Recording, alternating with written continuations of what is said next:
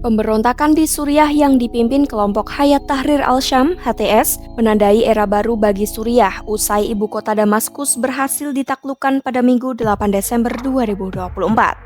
Pemberontak berhasil merebut Damaskus dari pemerintahan Presiden Bashar al-Assad setelah perang saudara selama 13 tahun merenggut ratusan ribu korban jiwa.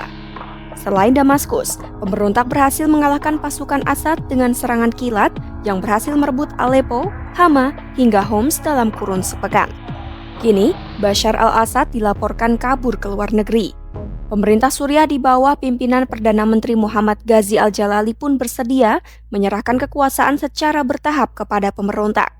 Lantas, bagaimana sepak terjang dinasti Assad yang telah setengah abad berkuasa di Suriah dari awal memerintah hingga akhirnya didepak pemberontak?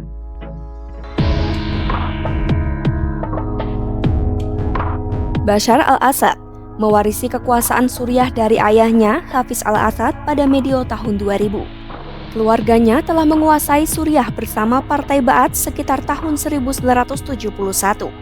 Hafiz al-Assad memerintah Suriah sejak 1971 dan berperan penting membawa Partai Ba'ath berkuasa melalui kudeta pada 1963.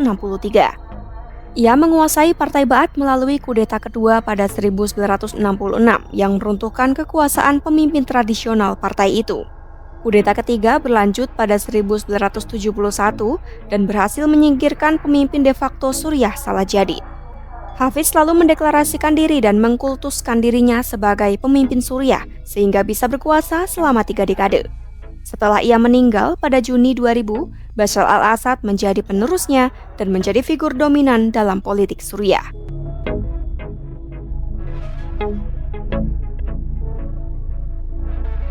Pada tahun 2011, kekuasaan Bashar al-Assad ditentang oleh masyarakat Suriah. Gelombang demonstrasi anti-Assad pun direspons keras oleh pemerintah. Rezim pemerintahan Assad pun melabeli demonstran sebagai teroris, hingga bentrok pecah dan memicu perang saudara yang berlangsung selama 13 tahun. Tahun 2014, pasukan Assad sempat terpojok usai 4 pangkalan militer di kegubernuran Raqqa jatuh ke tangan pemberontak.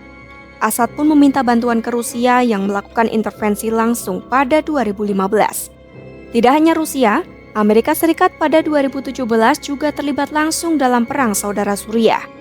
AS meluncurkan serangan udara ke target-target pemerintah Suriah dan mendukung kelompok pemberontak Syrian Democratic Forces (SDF). Pada 2019, perang saudara Suriah sempat mereda setelah dikalahkannya ISIS. Namun eskalasi perang saudara meningkat usai pemberontak yang dipimpin HTS menyerbu pasukan pemerintah pada 27 November 2024 dengan ditaklukkannya kota penting Suriah, Aleppo. Selain Aleppo, pemberontak berhasil merebut beberapa wilayah strategis seperti Hama, Homs, hingga yang terbaru ibu kota Damaskus. Pemberontak telah mendeklarasikan era baru di Suriah dan menjanjikan koeksistensi damai serta tak akan meluncurkan operasi balas dendam.